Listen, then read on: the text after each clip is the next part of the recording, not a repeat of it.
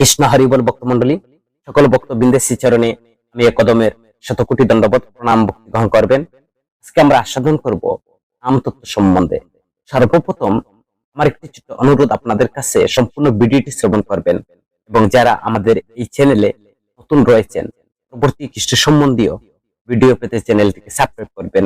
আর যারা সাবস্ক্রাইব করেছেন আপনাদেরকে অসংখ্য অসংখ্য ধন্যবাদ এবং কৃতজ্ঞতা। হরে কৃষ্ণ।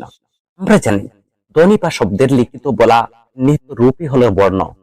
ধ্বনি বা বর্ণ অথবা শব্দ ও নাম পরস্পর অভিন্ন। জগতের সমস্ত শব্দকে দুই শ্রেণীতে ভাগ করা হয়, বর্ণাত্মক, বর্ণাত্মক। যেমন বাঁশি সহ অন্যান্য বাদ্যযন্ত্র অথবা পশু পাখি যেসব শব্দ উচ্চারিত হয় তা হলো ধ্বনাত্মক শব্দ। আর মানুষ সহ প্রাণীসমূহের স্বর ব্যঞ্জন বর্ণের সহ যুগ শব্দ উচ্চারণকে বর্ণাত্মক শব্দ বলে। জগতের এর বাইরে আর কোনো শব্দ নেই। মানুষ ছাড়া অন্য প্রাণীর মুখ থেকে সাধারণত বর্ণময় শব্দ শোনা যায় না। কোনো টিয়া, ময়না ইত্যাদি পাখিকে কিছু কিছু আমরা নাম বলতে থাকে ধ্বনাত্মক নয়, বস্তুবাচক বর্ণাত্মক শব্দের সংকেত বুঝি। মানে উদিত কোনো বস্তু বা প্রকাশ বিশেষ ব্যক্ত করার জন্য যে বর্ণাত্মক শব্দ ব্যবহার হয় তাকে নাম বলে। নামের প্রকারভেদ দুই প্রকার, আধুনিক নাম এবং নিত্য নাম। এছাড়া বস্তুকে নির্দেশ করা হয় তার ভিত্তিতে তিন প্রকার, যথা জড়বস্তু এবং চিন্ময় ও শক্তিমান। নামের আবশ্যকতা যেমন ধরুন, কোনো ব্যক্তি এখানে এসে বলে একজনের সঙ্গে দেখা করার দরকার, অবশ্যই আমরা আগে তার নাম জানতে চাইব। বাস্তব জগতে যে কোনো ব্যক্তির নাম দরকার। জড়বস্তুর নাম বস্তু থেকে আলাদা। নাম আর নামী যদি পৃথক বস্তু হয় তবে নাম কেবল নামীকে নির্দেশ করে, কিন্তু নাম এবং নামী যদি অভিন্ন হয় তবে নামী সব গুণ ক্রিয়া নামের মধ্যে থাকে। জল, অন্ন, মধু ইত্যাদি শুধু বস্তু নির্দেশ করে। এইসব বস্তু উচ্চারণের স্বাদ বা গুণ উপলব্ধি করা যায় না। কৃষ্ণ নাম বা বদ্ধজীবের নামের পার্থক্য। কৃষ্ণ বিভু চৈতন্য হয়, তার নাম, গুণ, লীলা, চিন্ময় আলাদা নয়, সব অভিন্ন।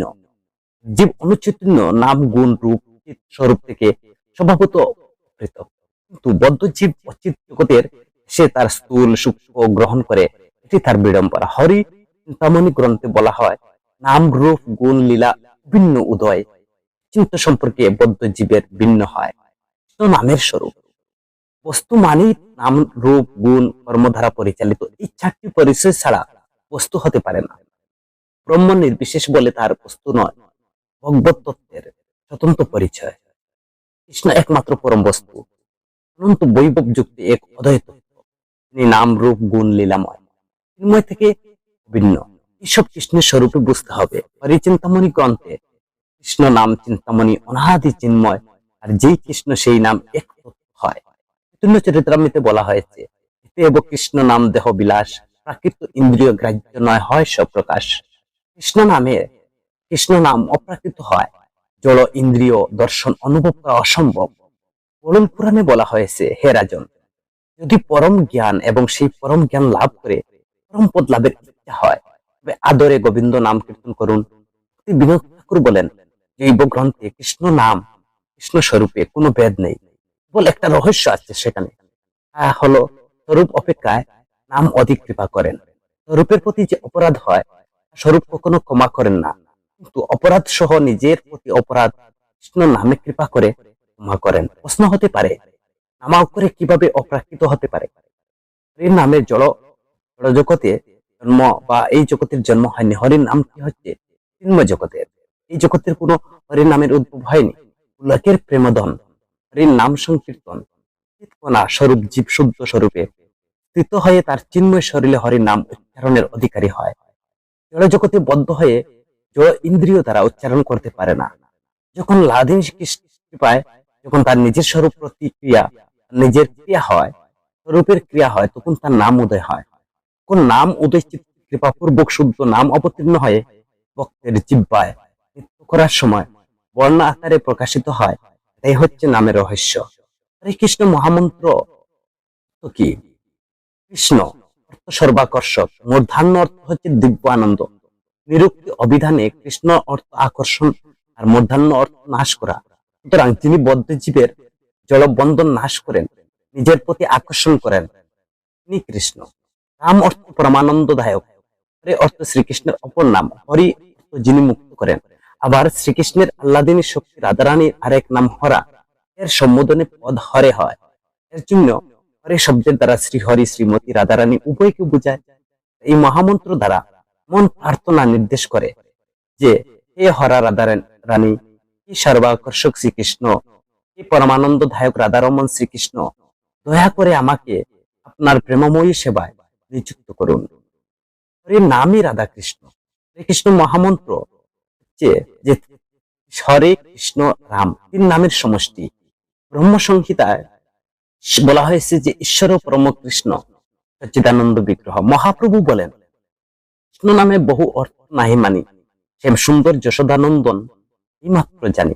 মহাপ্রভু রায়কে জিজ্ঞাসা করে উপাস্যের মধ্যে কোন উপাস্য প্রধান? কোন রায় বলেন শ্রেষ্ঠ উপাস্য যুগল রাধা কৃষ্ণ নাম। ভক্তি বিলাস গ্রন্থে হরে কৃষ্ণ মহামন্ত্রের অর্থ বলছেন, প্রথম হরে ধারা, হে শ্রীমতী রাধে, কৃপাপূর্বক আমার মনকে আকৃষ্ট করে ভববন্ধন মুক্ত করুন। দ্বিতীয় কৃষ্ণ ধারা, হে কৃষ্ণ, কৃপাপূর্বক আমার মন আপনার প্রতি আকৃষ্ট করুন। হরে, হে রাধে, আপনার অতুলনীয় মধুরিমার দ্বারা আমার চিত্তকে বিমুগ্ধ করুন। চতুর্থ কৃষ্ণ, হে কৃষ্ণ, আপনার শুদ্ধ বক্তকৃত নাম ভজনে স্পর্শ ধান করে আমার চিত্তকে শোধন করুন। পঞ্চম কৃষ্ণ, হে কৃষ্ণ, আপনার নাম রূপ গুণ লীলা স্মরণের জন্য আমাকে অবিচল নিষ্ঠা প্রদান করুন। ষষ্ঠ কৃষ্ণ, হে কৃষ্ণ, কৃপা করুন আপনার সেবায় যেন রুচি লাভ করতে পারি। হে রাধে, শ্রীকৃষ্ণের অপ্রাকৃত নাম রূপ গুণ লীলা আস্বাদন আমাকে যোগ্য করুন। হরে, হে রাধে, ভাবে আমি আপনার সেবা করতে পারি আমাকে সেই শিক্ষা প্রদান করুন। রাম, হে কৃষ্ণ, অনুগ্রহ করে আপনার প্রিয়তম রাধিকার অন্তরঙ্গ লীলার কথা আমাকে শ্রবণ করান।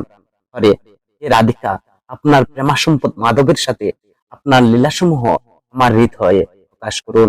হরে, হে রাধিকা, আপনার প্রেমা সম্পদ মাধবের সাথে আপনার লীলাসমূহ হৃদয়ে প্রকাশ করুন। রাম, হে কৃষ্ণ, আপনার কৃপা করে আপনি আমাকে কৃপা করুন, আপনার প্রিয়তম লীলাসমূহ আমার হৃদয়ে প্রকাশ করুন। রাম, হে কৃষ্ণ, অনুগ্রহ করে আপনার সচিদানন্দ গণ মধুর নাম রূপ গুণ লীলা স্মরণে আমাকে নিযুক্ত করুন। রাম, হে কৃষ্ণ, কৃপা করে আপনার সেবার যোগ্য করুন। হরে, হে রাধিকে, আপনার একজন সেবিকা রূপে গ্রহণ করুন, আমাকে আপনার ইচ্ছা মতো নিয়োগ করুন। হরে, হে শ্রীমতী রাধারানী, আমি আপনার কৃপা প্রার্থনা করছি। ভগবানের নাম থেকে অভিন্ন, আমি সমস্ত গুণ শক্তিমান। এর জন্য তুমি বা গুণ উচ্চারণ করলে আমরা মিষ্টি অনুভব করি না, কিন্তু ভগবানের নাম উচ্চারণ করলে মুক্ত হয়। আর হরে কৃষ্ণ মহামন্ত্রের দ্বারা প্রেম লাভ হয়। ভগবানের নাম ভগবানের মতো চিন্ময়, ভগবানের ইচ্ছা মাত্র সবকিছু হয়। শ্রী চৈতন্য মহাপ্রভু স্বীকার করেছেন ভগবান তার নামের মধ্যে সর্বশক্তি অর্পণ করেছেন। আবার শাস্ত্র বলছেন সর্বম কলিধম ব্রহ্ম, তিনি সর্বত্র। যেমন কাগজের মুদ্রা একটা কাগজ হলেও নির্দিষ্ট মূল্য আছে, সরকার কাগজকে স্বীকৃতি দিয়েছে, তাই কাগজের মূল্য রয়েছে। 30 কোটি দেবতাকে অগ্রজ কে হবে? মনে করুন, বিতর্ক শুরু হলো। ব্রহ্মা বললেন যে দেবতা ব্রহ্মাণ্ড পরিক্রমা করে যে আগে আসবে সে দেবতার অগ্রজ হবে। গণেশের ছোট বাহন এবং তার ছোট ইঁদুর, এবং তিনি বিষণ্ণ বদন। হঠাৎ সামনে নারদকে দেখলেন। নারদ বললেন, এত বিষণ্ণতা কেন? গণেশ বললেন, আপনি জানেননি যে ব্রহ্মাণ্ড পরিক্রমা করে আগে আসবে সে অগ্রজ হবে দেবতাদের। আমার তো দেহ মোটা আর আমার বাহনটা ছোট, সবার শেষে পড়ে গেলাম। নারদ বললেন, আপনি কি অগ্রজ হতে চান? গণেশ বললেন, দেখি মর্যাদা কে না চায়।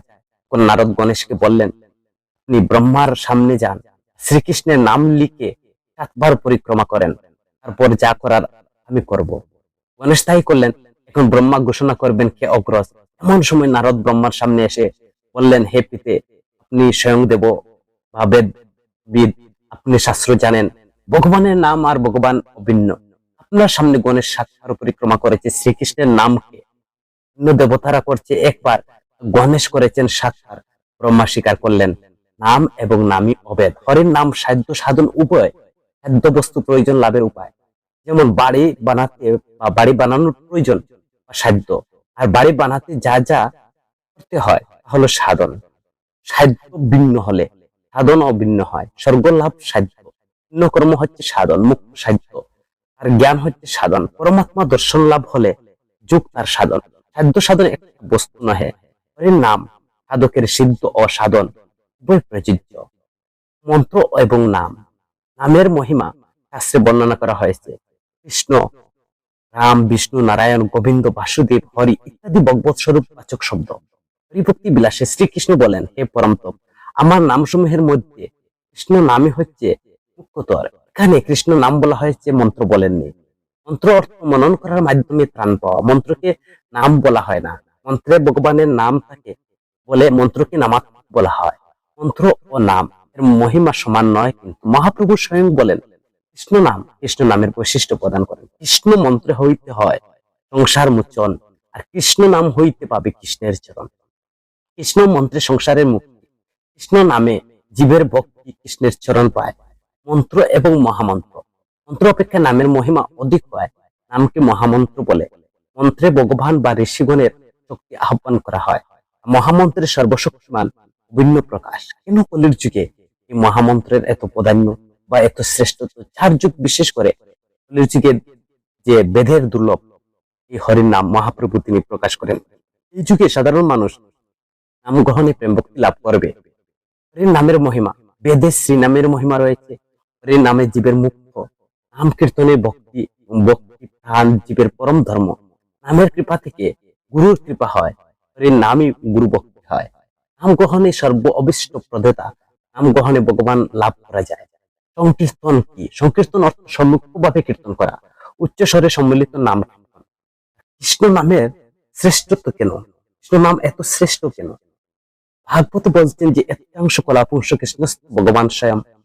কৃষ্ণ পূজা করলে সবারই পূজা হয়ে যায়। হরিভক্তি বিলাস গ্রন্থে বলছেন, শ্রীকৃষ্ণ বললেন, হে শম্ভ, আমি সত্যি বলছি যে আমার কৃষ্ণ নাম অতি গোপনীয়। ভাগবত তত্ত্বের মৎস্যকর্ম আদি অবতারের অপেক্ষায় নৃসিংহ নামটি হচ্ছে শ্রেষ্ঠ। আর নৃসিংহ থেকে শ্রী রামচন্দ্রের নাম হচ্ছে শ্রেষ্ঠ। বৃহৎ বিষ্ণু সহস্র স্তবের মহাদেব। পার্বতী পার্বতীকে বললেন যে, হে বরণে, রাম রাম বলে মনোরম যে নাম, তাতে আমি রমণ করি।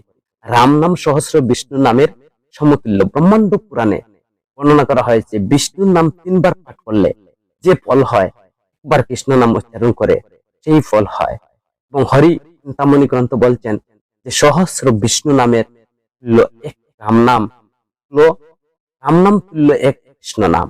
3 বার নাম যদি কেউ রামের নাম লয়, তাহলে এক কৃষ্ণের নামের সমান হয়। তাই কৃষ্ণ নাম কলির যুগে এত শ্রেষ্ঠ। সদা সর্বদা কৃষ্ণ নাম, হরির নাম কীর্তন করা জীবের একান্ত কাম্য। কলির যুগে এই হরে কৃষ্ণ মহামন্ত্র নাম হচ্ছে জীবের একমাত্র ভজনীয়, পূজনীয়। কলির যুগে দুর্লভ সেই প্রেম কৃষ্ণ নাম, যা অন্যান্য যুগে লাভ হয়নি। কলির যুগে অতি সহজে মহাপ্রভু তিনি সহজ করে দিয়েছেন। হরির নাম কীর্তন, কৃষ্ণ নাম কীর্তন করে জীব তার ভবান্নমে ফাড়ি দিতে সক্ষম হবে। কৃষ্ণ নামের এতই গুরুত্ব, কৃষ্ণ নামের এতই মহিমা, অন্যের কি কথা বলবো। অনন্ত শেষ রূপ ভগবান স্বয়ং অনন্ত মুখে হরির নামের মহিমা বর্ণনা করতে থাকেন। হরির নামের অনন্ত মহিমা সীমা খুঁজে পান না। সুতরাং এই কথার অপেক্ষা রাখে না যে কৃষ্ণ নামের অনির্বচনীয় মহিমা শক্তির কথা সম্পূর্ণরূপে বর্ণনা করতে কেউ সক্ষম নয়। স্বাভাবিকভাবে হরি নামের মহিমা বর্ণনা করার জন্য সামান্য কয়েক পৃষ্ঠার লেখা নিতান্ত নগণ্য, যত সামান্য আমরা তাই শুনে থাকি। হরি চিন্তামণি গ্রন্থ বলছেন, নাম নামে এক, নামে দিয়ে সর্বশক্তি, সর্বোপরি করিয়াছেন তব নাম ভক্তি।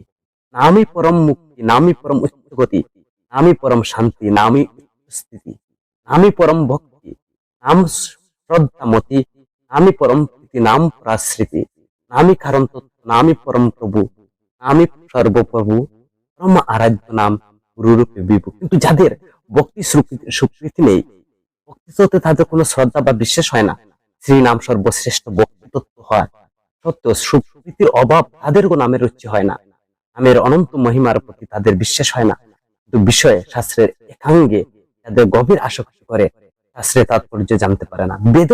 ঋগ্বেদে বলছেন যে ওম হস্য জানত নাম বিভক্তনম মহস্তে বিষ্ণু সুমতি বজামাহম। ওম তৎসৎ সদি ইত্যাদি। শ্রীল জীব গোস্বামী বলছেন, হে বিষ্ণু, তবু নাম চিন্ময় স্বরূপ, এতএব মহৎ প্রকাশ স্বরূপ। সুতরাং নাম উচ্চারণের মাহিত্য সম্মুখ রূপে না জেনে বা সামান্য মাত্র জেনেও যদি আমরা কেবল উচ্চারণ করে, তার ফলে আমরা আমাদের তোমার সম্বন্ধীয় বিদ্যা লাভ করতে পারবো। যেহেতু প্রণব ব্যঞ্জিত বস্তু, তাই স্বতন্ত্র স্বতঃসিদ্ধ। বেদে প্রমাণে শ্রীহরি ভক্তি বিলাসে বলা হয়েছে, পরম পূজ্য পরম পদারবিন্দ আমি বারংবার প্রণাম করি। শ্রীচরণ মাহিত্য শ্রবণ করলে ভক্তগণ যশ মুক্তির অধিকারী হতে পারে। এবং যারা শ্রীপাদ পদ্মের নির্বাচনের জন্য তারা বচনা করেন, হরির নাম অন্যান্য মার্গ বা পন্থার মতো বল উপায় নয়, উপায় এবং উভয় স্বয়ং সম্পূর্ণ, সর্বশক্তিমান। শ্রীল হরিদাস ঠাকুর তিনি বলছেন, পরমেশ্বর ভগবান শ্রীকৃষ্ণের আরাধনা কৃষ্ণ নাম কীর্তনের উপর নির্ভর করে। শ্রীকৃষ্ণ স্বয়ং ভগবান, তার থেকে অভিন্ন নাম তদ্রূপ। কৃষ্ণের শ্রীমূর্তির চেয়ে নাম তার কাছে অধিক প্রিয়। কৃষ্ণ নাম অতীব সুখ উপাস্য, জিহ্বা উচ্চারিত হলে সম্পাদিত হয় সর্বশ্রেষ্ঠ উপাসনা এবং সাক্ষাৎ রসবিগ্রহ বটে। মধুর অক্ষরময় বলে সুরস কুমল প্রেম ভক্তি রসে তার কীর্তিত হয় না। মিলনের বিরহের উভয়ের মধ্যে নামের হৃদয় স্ফূর্ত হয়। সুতরাং শ্রীর নাম একসাথে মিলন সেতু, বিরহের বন্ধু। গোপীগণ কৃষ্ণ বিরহে কৃষ্ণ কৃষ্ণ বলে ডেকেছেন, আবার কৃষ্ণের সাক্ষাতে তারা কৃষ্ণ গান গেয়েছেন। হরির নামের দিব্য মহিমার সারাংশ বলেছেন, বহু সুকৃতি সম্পন্ন সাধুগণের চিত্ত আকর্ষণ করে, অখিল পাপনাশক এবং মুখ ব্যতীত আচান্ডাল সবার কাছে সুদুর্লভ, মুক্তিরূপ ঐশ্বর্যের বশকারী শ্রীকৃষ্ণের নাম সম্মানিত যে মহামন্ত্র জিহ্বা স্পর্শ মাত্র ফল প্রদান করে। দীক্ষা আদি বিধি প্রাণকাল পাত্রের কিঞ্চিত মাত্র অপেক্ষা করে না।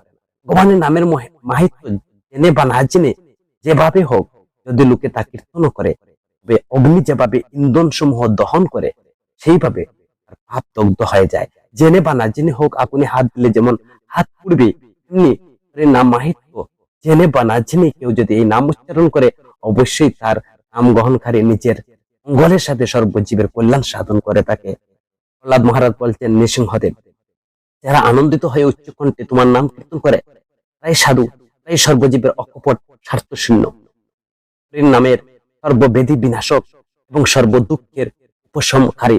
ভাগবতে বলছেন, ভগবানের নাম গুণ সংকীর্তন অথবা বিক্রম বৃত্তান্ত শ্রবণ করলে ভগবান হৃদয়ে প্রবেশ করে সূর্য যেমন রাশি বিনাশ করে, অথবা জড়বায়ু যেমন মেঘকে বিচ্ছিন্ন করে দেয়, যেভাবে জীবন সমূহ নিখিল দুঃখ অপসারণ করে দেয়, নাম কীর্তনই ভক্তি। শ্রী হরির নাম কীর্তনকে শাস্ত্রে ভক্তি, মুক্তি এবং মুক্তি সকলে সাধন করেছেন। হরির নামের নিরপেক্ষতা স্বাতন্ত্র দুই প্রকার। সাধ্য প্রদানের ক্ষেত্রে দেশ কাল পাত্র অবস্থা অপেক্ষা না করে নাম করা। সাধ্য বস্তু প্রদানের জন্য কারো কর্ম জ্ঞান যে কোনো বক্তাঙ্গের সহায়তা অপেক্ষা না করে। প্রথম নিরপেক্ষতার প্রসঙ্গে স্কন্দ পুরাণে বলছেন যে, এই নাম সংকীর্তন দেশ কাল অবস্থা আত্মশুদ্ধি অপেক্ষা না করে উনি স্বতন্ত্র কামনাকারী কামপ্রদ।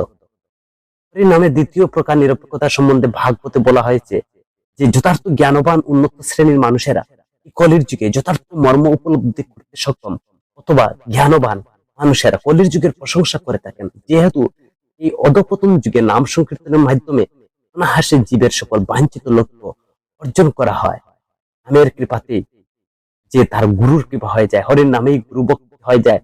বলি গ্রন্থে ব্যাসদেব বলছেন, শ্রী বিষ্ণুর নাম কেবল পাপ হরণ করে না, পুণ্য উৎপাদন করে। পুণ্য শব্দের সাধক লক্ষ্য কৃষ্ণ কৃপা হেতু পুণ্যকে বোঝায়। ব্রহ্মা ভোগ্য বস্তু নাম সাধকের বিরক্তির উদয় হয়, শ্রী গুরুর এবং শ্রীপাদ ভক্তির উৎপাদন করে। নাম সংকীর্তনের অন্যান্য বক্তাঙ্গের পূর্ণ ধারক সর্বশ্রেষ্ঠ বক্তাঙ্গ তা ভক্তিরাজ্যের চক্রবর্তী মহারাজ। কলিযুগের যুগ ধর্ম নাম সংকীর্তন হয়। নাম সংকীর্তন কলিযুগের মুখ্য সাধনা। ভজনের মধ্যে মহাপ্রভু বলছেন, ভজনের মধ্যে শ্রেষ্ঠ নববিধা ভক্তি, কৃষ্ণ প্রেম, কৃষ্ণ দিতে দরে মহাশক্তি। তার মধ্যে সর্বশ্রেষ্ঠ নাম সংকীর্তন। নির অপরাধে নাম হইতে হয় প্রেমদন। ভক্তি সাধনের শ্রেষ্ঠ শুনিতে হইল মন, তবু উপদেশ করিল নাম সংকীর্তন। হারের নাম হারের নাম হারের নামই কেবলম, কৌল নাস্তিক নাস্তিক নাস্তিক গতির অন্যতা। এক কৃষ্ণ নামে করে সর্বপাপ হয়, নববিধা ভক্তি পূর্ণ হয়, নাম হইতে হয়।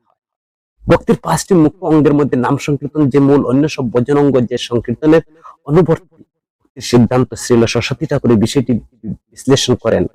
সাধুসঙ্গ, ভাগবত শ্রবণ, মথুরায় বাস, শ্রী বিগ্রহ অর্চন তিনি বর্ণনা করছেন যে নাম গ্রহণ দ্বারা ভগবানকে লাভ করা যায়, ভগবানের ভাব প্রদান করা যায়।